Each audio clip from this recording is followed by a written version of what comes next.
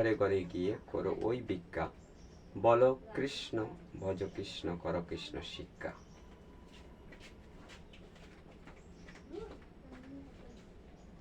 তো এইভাবেই আবৃষ্ট হয়ে সেই দুই প্রচারক যখন প্রচার করতে শুরু করলেন, তখন তাদের সঙ্গে জগাই মাধাই নামক দুইজন অত্যন্ত জঘন্য চরিত্রের লোকের সাক্ষাৎ হয়। এবং তারা যখন তাদের শ্রী চৈতন্য মহাপ্রভুর সেই নির্দেশের কথা বলেন, তখন জগাই ও মাধাই অত্যন্ত রুষ্ট হয়ে তাদের অপমান করে এবং একটি ভাঙ্গা কলসির কানা দিয়ে নিত্যানন্দ প্রভুকে আঘাত করে। সেই সংবাদ পাওয়া মাত্রই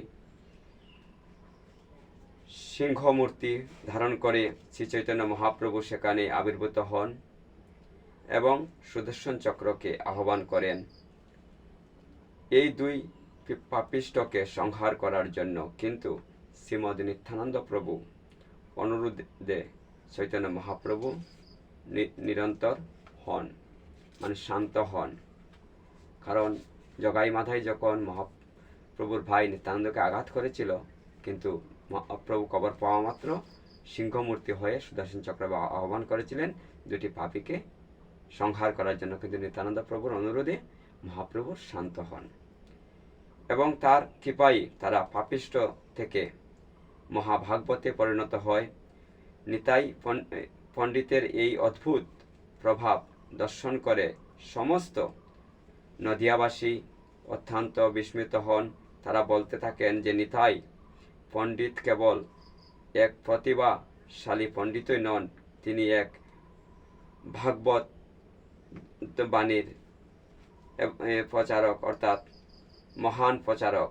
এই সময় থেকেই 23 বছর বয়সে পর্যন্ত শ্রী চৈতন্য মহাপ্রভুর কেবল নবদ্বীপেই নয়, পার্শ্ববর্তী সমস্ত নগর গ্রাম তার বাণী প্রচার করে থাকেন এবং অনুগ্রামীদের অলৌকিক লীলা প্রদর্শন করেন, ভগবত ভক্তি মাহাত্ম্য শিক্ষা দেন। কারণ মহাপ্রভু নিত্যানন্দ প্রভু সেই সময় থেকেই যে সকলকে বিভিন্ন রকমের শিক্ষা দেন, তখন থেকে আমরা এই শিক্ষা পেয়েছি, যদি কেউ আমাদেরকে আঘাত করে, যদি কেউ আমাদেরকে কেউ প্রহার করে, তো আমরা তাকে পাল্টা প্রহার করব না, কিন্তু তাকে পাল্টা আমরা হরির নাম দেব, তাকে পাল্টা আমরা বলবো যে তুমি ভাই একবার জয় শ্রীরাম বলো, হরে কৃষ্ণ বলো। এটাই হচ্ছে ভক্তের স্বভাব। আমাকেও আক্রমণ করা হয়েছিল আজ থেকে কিছুদিন পূর্বে, কিন্তু আমি পাল্টা আক্রমণ করিনি। কারণ কেন? যেহেতু ভাগবত পড়ি, অল্প হলেও গীতা সম্পর্কে অল্প হলেও ধারণা আছে, চৈতন্য চরিতামৃত সম্পর্কে অল্প হলেও ধারণা আছে, তো আমরা সেই শিক্ষাই পেয়েছি, নিত্যানন্দ প্রভুর শিক্ষা পেয়েছি। মায়ের খেয়ে প্রেম যাচ্ছে এমন দয়াল আর কে আছে। তাই মায়ের খেয়েছে এই গালে, আপনারা দেখেছেন, আমিও মায়ের খেয়েছি এই গালে, কিন্তু তার জবাব আমি মায়ের দেইনি, আমি তার জবাব প্রেমে দিয়েছি। একদিন সেই ব্যক্তিরাই এসে বলবে যে আমরা যা করেছিলাম ভুল করেছি। এটাই হচ্ছে অপেক্ষা, আর সেটা বেশি দিন নয়।